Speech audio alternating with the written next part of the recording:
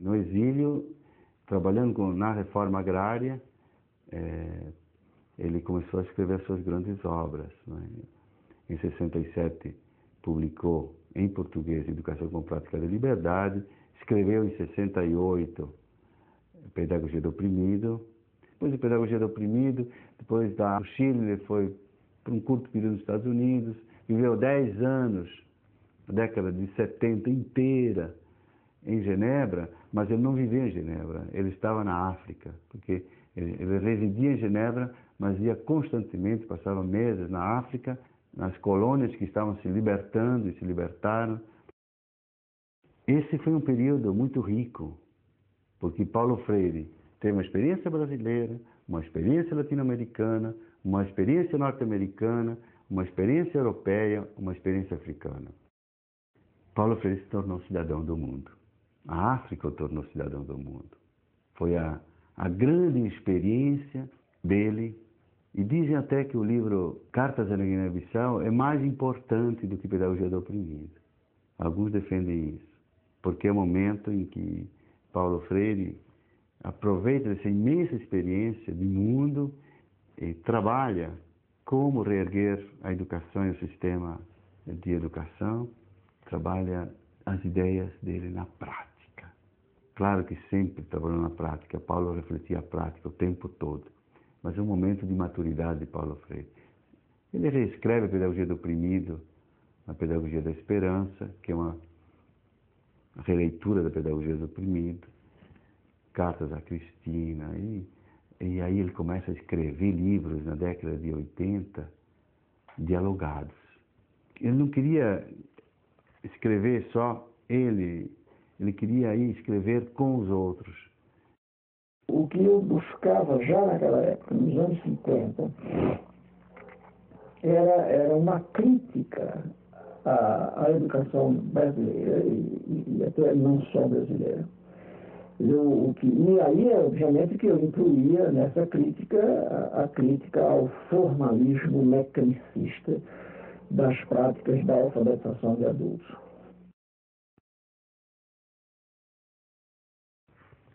O Paulo Freire disse que não era um inventor de um método. De fato, é preciso entender isso, porque quando se fala em método de Paulo Freire, não se fala em uma técnica, uma mera técnica, não se fala numa teoria do conhecimento.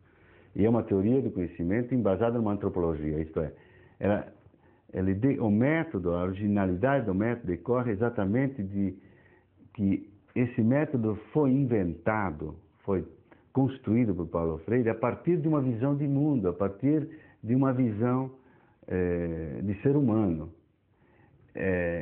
Como é que o ser humano aprende? Essa é a primeira pergunta que a gente faz. Por que aprende? O ser humano aprende por sucessivas aproximações a um objeto. E ele fica sempre como ser aprendente porque o objeto sempre revela as coisas novas. Tem sempre dimensões que escapam à primeira vista. Então o método é um método que revela esse processo. E como é que Paulo trabalhou as categorias desse método? Então, é preciso ter claro que são 3 momentos do método, né? Eu vou explicar em duas fases esses 3 momentos.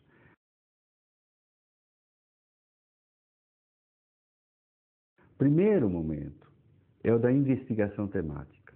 É assim que ele denominava o primeiro passo, Paulo Freire, que era descobrir na criança, no jovem, no adulto, o que ele já sabe, para partindo do que ele sabe, conhecer melhor o que sabe, e conhecendo melhor o que sabe, poder conhecer mais do que já sabe. Esse é um processo natural.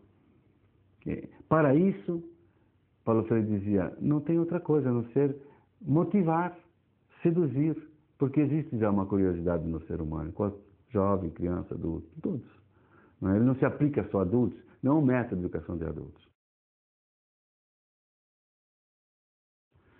Segundo momento, é o momento da tematização. Isto é, nós vamos descobrir o significado dessas palavras e temas geradores que no primeiro passo nós descobrimos, conversando, dialogando com os educandos. Então, é uma tarefa interativa, educador-educando, porque quem constrói conhecimento é o educando, é um sujeito. Então, não é o educador. O educador é aquele que incentiva, é aquele que coordena, que ajuda, não é? Que testemunha a importância do conhecimento e o outro, então, se motiva para desabrochar o seu próprio conhecimento e construir o seu conhecimento. Paulo Freire é um construtivista, nesse sentido, um construtivista crítico, mas um construtivista. Nesse segundo momento, há então o processo de codificação e decodificação